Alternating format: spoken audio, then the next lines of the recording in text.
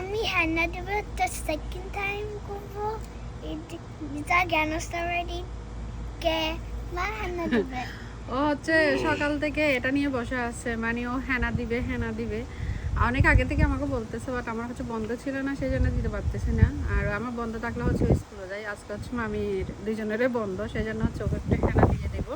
আর একটা জিনিস দেখেন আমার মেয়ের হচ্ছে চুড়ি ভেঙে কি অবস্থা, তারপরে হচ্ছে হাত থেকে হচ্ছে চুড়িটা খুলবে না। আমি এখানে অনেক ইন্ডিয়ান স্টোরে গেছি, ও সাইজেরটা পাইনি, এখন তো বাংলাদেশ থেকে আনাচ্ছি, মানে ও চুড়ি পরতে এত ভালোবাসে।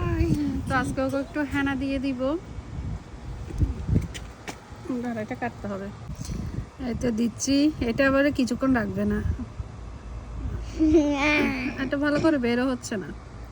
দেওয়ার পর হচ্ছে সবকিছু শুকানোর পর আমি আপনাদের সাথে পিকচার শেয়ার করবো। মা both side কোনো সবাইকে বাই করে দাও। বাই